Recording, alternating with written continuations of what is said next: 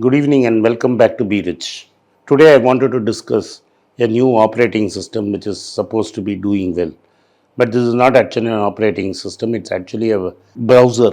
It's a browser like what Google Chrome is there, and then Apple Safari is there, and then you have Mozilla Fox, and now you have this Opera. But these days I use only Apple instruments, so I only know about Safari. And through Safari I go to Google. I can also go to Opera if I want. Opera is bought by Kunkun, a company called Kunkun, which was in 2016 for $1.2 billion. It was originally a Norwegian MNC company and has been operating since 1995. Kunkun Tech Limited is based in Beijing and runs a web browser, fintech, gaming, and several things, etc. Opera is listed in Nasdaq and is doing well.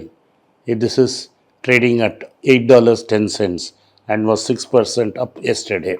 The news about Opera is that they are going to add ChatGPT in its sidebar. This will generate a brief summaries of all web pages and articles, and the feature will be called shorten. Basically, what it will do is if you have a large article and you don't want to read the full thing of it, this sidebar ChatGPT will read this article, make it into a small readable piece for you, summarizing all the main points. This is ridiculous because already the problem we are faced with is that our attention spans are becoming lesser and lesser.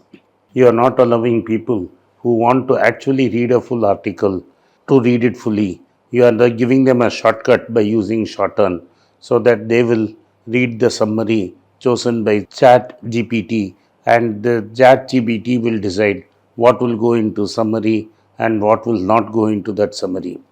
Earlier, it was very announced that Microsoft would be adding this to Binge and Edge, and therefore Google would face a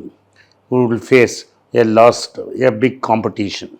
Me and my brother discussed Google's great goof up with Bard, where what happened is one of those users found out that James Webb telescope fiasco, and then Bard had to be withdrawn and would be relaunched over a period of time. Inside Google, employees of Google have then internally been mocking Google's Bard AI announcement, calling it rushed and botched in their internal meme generator, MemeGen, to make jokes at the expense of Sundar Pichai. Basically, what they are saying is Google had a established, well placed, long term program for AI, and I have spoken to people inside Google who told me Google's AI is far more complex than what ChatGPT can give Binge. But they did not want to be in a hurry to launch Bird. But however, the pressures of the market made sure that Bird was launched even before it was ready. All humans are fallible, and a fallible human being had made a glitch, and the glitch resulted in some mistake. In fact, there was no need for Google to rush out with this announcement. But this does not mean that Google has abandoned AI. All this means is Google is going to double down and work very hard. And Google has a huge market share in this. Huge Google Chrome and Google search engine has nearly a 95% market share in both across search, and therefore just because of one chat GTP you are not going to lose 50% of the market share. The I have looked at chat GPT shown to me by my friend, and it is pretty complex to use.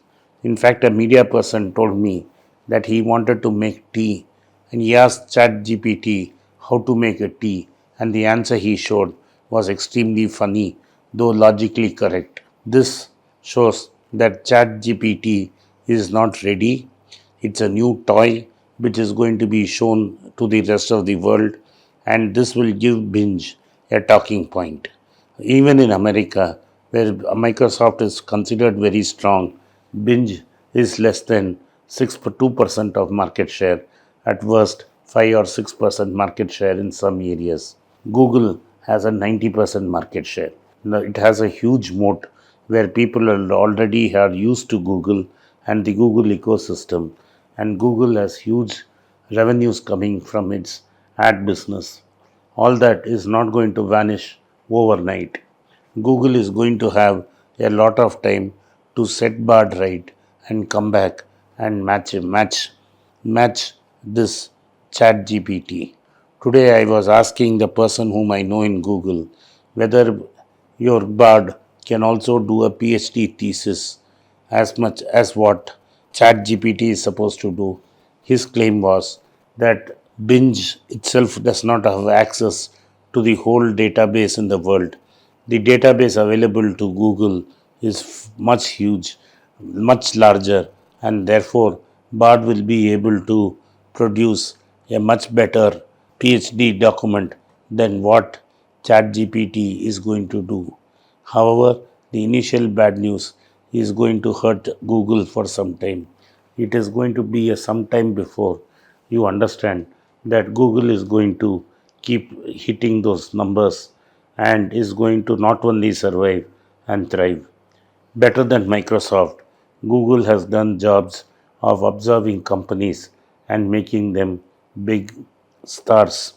At this point of time, as we speak, it clearly looks Microsoft has got a product and has a chance to push back very hard at Google and claim some market share.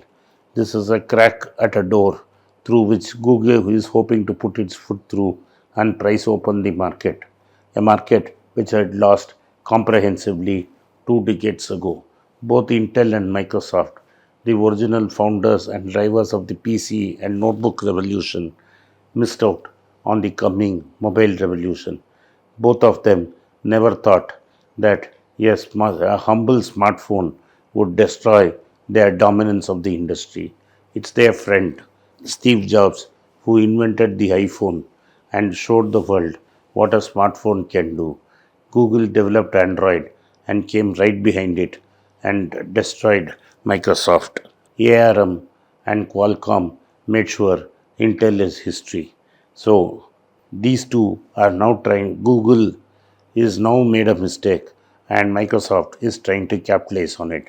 Whether it succeeds and to what extent it succeeds, only time will tell. We have talked too much about it. Let's wait and watch.